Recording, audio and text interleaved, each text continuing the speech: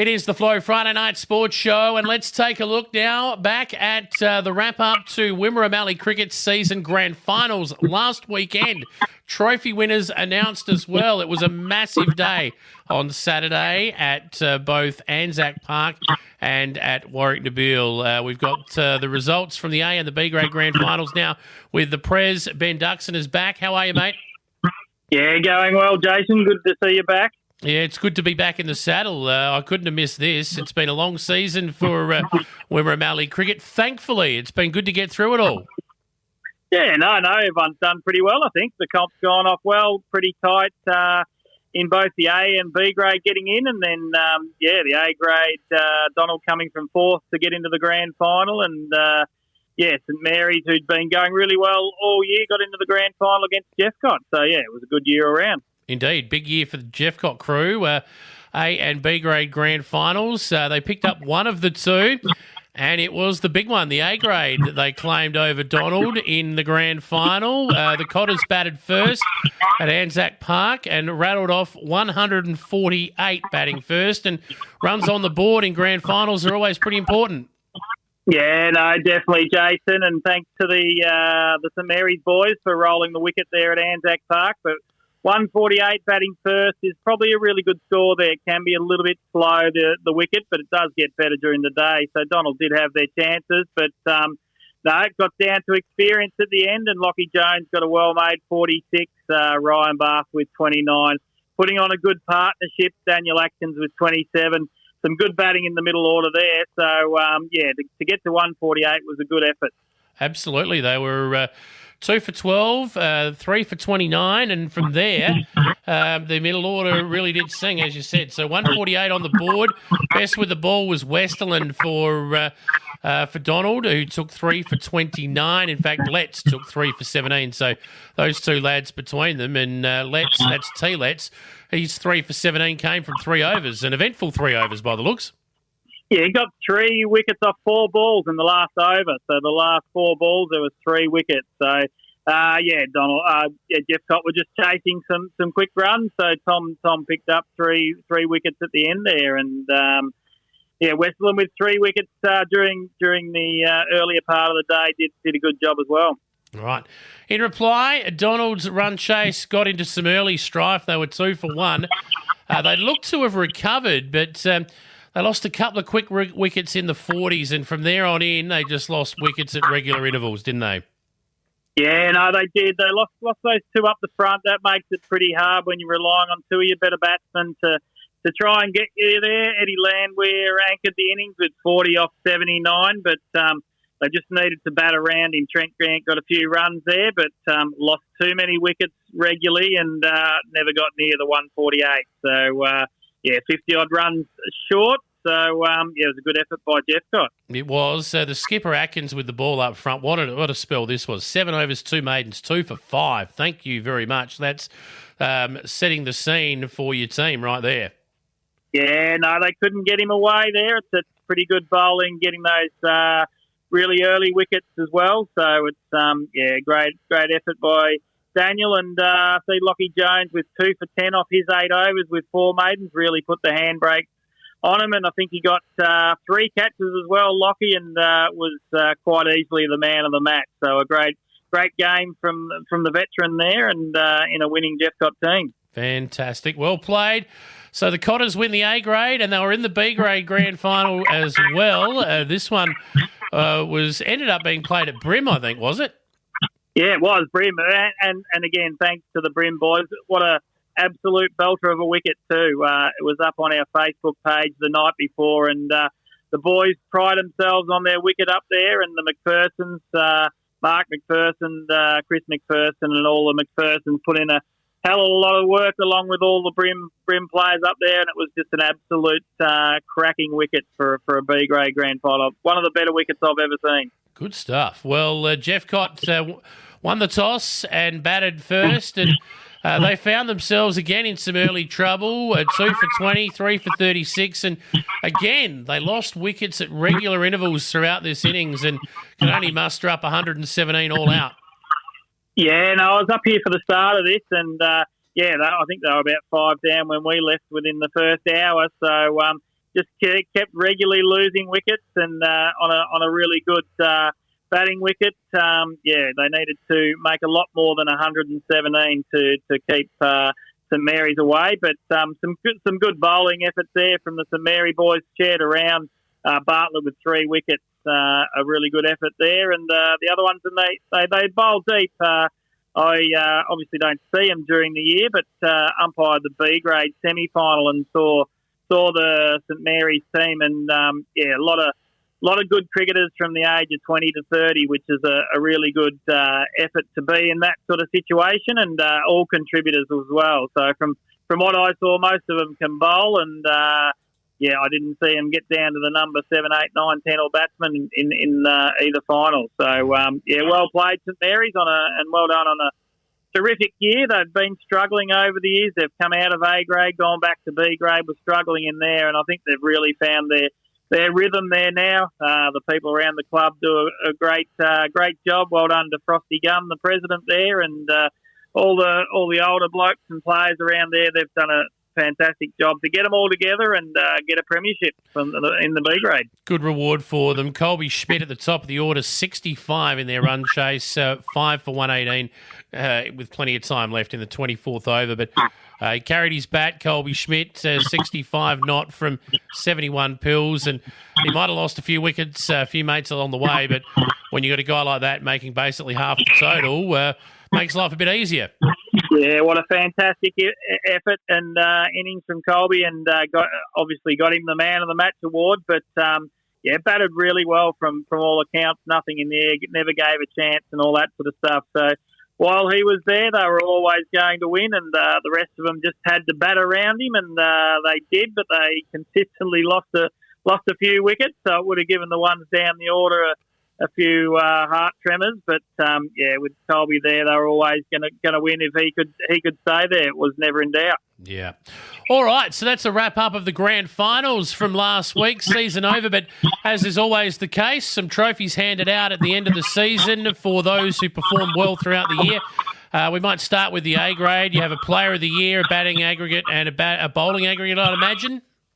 Yeah, so doing it something different. We the last 2 years we haven't had to have we haven't been able to have our regular presentation, which was usually the Sunday after the grand final. So decided this year to hand out the awards straight after the grand final. So we actually started our B grade grand final at 12 o'clock, so an hour before the A grade, and up at Brim, which is only 15 minutes away from Anzac Park. So hoping that it'd give them a chance to finish their game, come down, and we could do all the presentation at Anzac Park, and it worked out exactly like that. So, it was a good effort and great effort from all the trophy winners to get there on the day and hand them out, and we can leave everyone to go and play their winter sports. But the A-grade champion for the year, and we've spoken regularly about this bloke, but Isaac McPherson from the Brim-Kalalik Sheep Hills had a fantastic year with a bat and, really propelled his team into the finals. Unfortunately, they lost in the semi-final, but a fantastic year from Isaac. Absolutely. 492 runs at 70, if you don't mind. Best of 109. So not only did he win Player of the Year, he won the batting aggregate, I'd imagine. Batting aggregate and average too. So, great effort from Isaac cleaning up there. And in the bowling, we had Cooper Anderson with 22 wickets, I think. So I haven't got it up there, but you might have. 23 even, at 8.09, if you don't mind. Yeah, no, good effort from Cooper.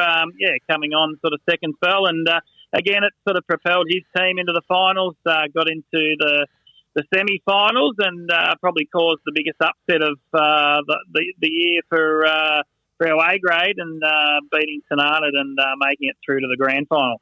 Yeah, well done to those guys. B grade Player of the Year, who won that? Yeah, the B grade champion was, and he's he certainly has got plenty of these, was Bruce Hando from the Tanana Cricket Club, so one of our veteran cricketers, but one of the very best. I think he might, when they went and played the Maryborough League, I think in their A grade over there, I think he won the champion player every year he was over there. So he's certainly one of the better cricketers going around and, got the job done.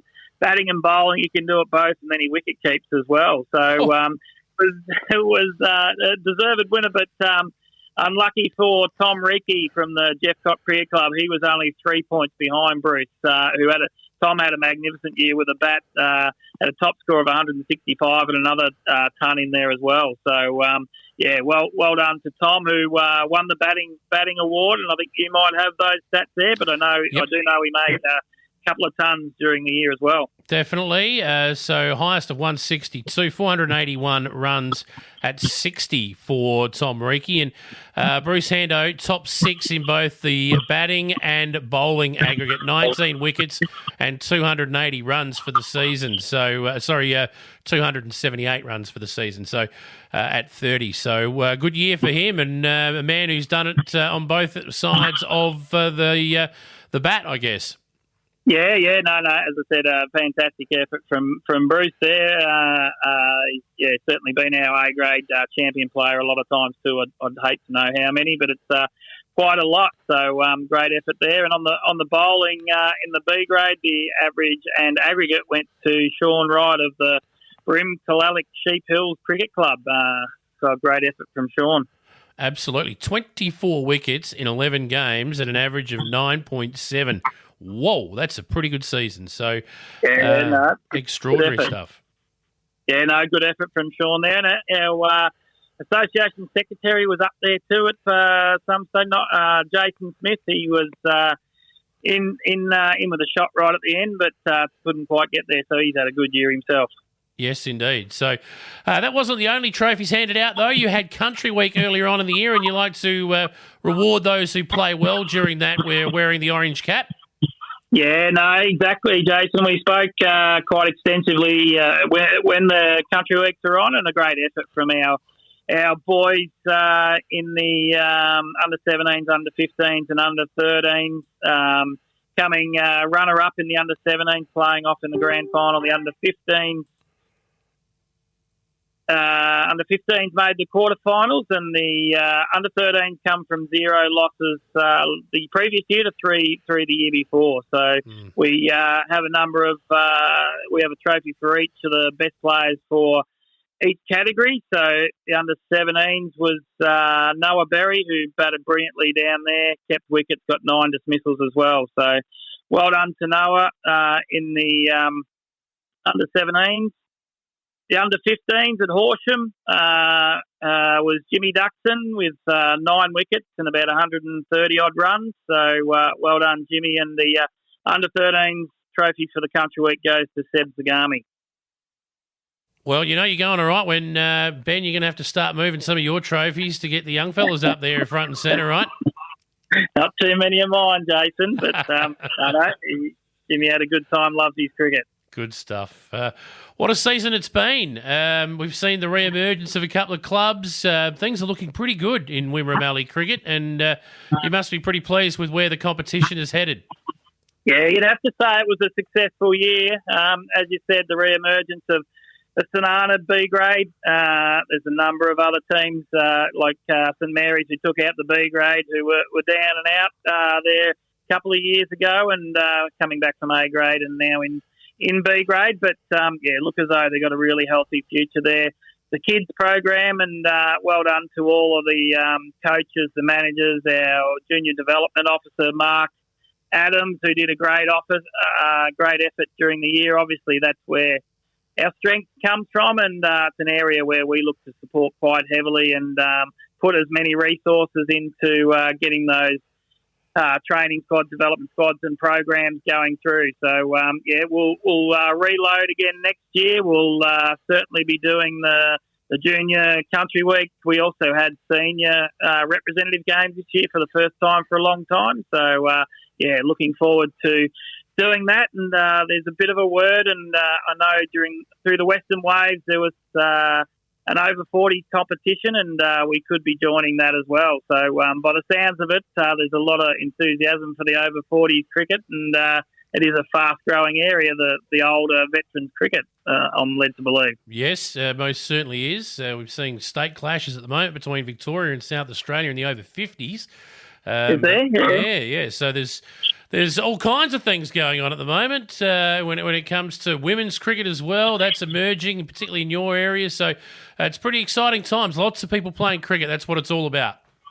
Yeah, and a shout out to the Wimmera Mallee Bells as well. So a great effort from them during the year. I think we're at the start of the season we were looking at 6 players. I think they ended up getting 12 players as well. So well done to Kirk Boyle on coaching the Wimmera Mallee Bells, and we had one of our star performers in Matty Fitzpatrick actually played in the Geelong's third final this year down at Geelong. So there's some talent there and plenty of interest in the girls' cricket as well, which will only see develop more and more into the future. You bet. So great season in Wimmera Mallee cricket comes to a close. And Ben, a huge thank you to you as well, mate, for catching up with us on a weekly basis and keeping us in the loop. No, it's been enjoyable, Jason. Thank you for hosting us and showing an interest in our association and getting the information out there as well. So a lot of good effort by our executive as well. A big shout out to Jason Smith as secretary, Tom Hoof as vice president, Kim Fitzpatrick as junior vice president and female development manager, and our My Cricket coordinator, which was Jeff Berry, and treasurer Colin Gilmore. Great effort from all those in pulling together and getting the season certainly underway and then going and then successfully done and dusted. So great effort from everyone involved, and we'll be back bigger and better next year. You bet. What do you do through the winter, mate? Are you going to have a kick, or are you going to just hold up the bar? Well, I actually haven't heard of my job yet. So down at the Store Warriors, we follow. Jimmy plays down there, but have been the under-14s manager, but I haven't got a tap on the shoulder this year. So I probably shouldn't say that too loud on radio, and I might get a call and see. But no, I'll be at the bar by the sounds of it. Well, I'd be shocked if you didn't. Great chatting, mate. And look forward to catching up again next year. Enjoy the winter, mate, and enjoy your footy. We'll catch up with you next summer for Wimmera Mallee Cricket. Sounds good. Thank you, Jason.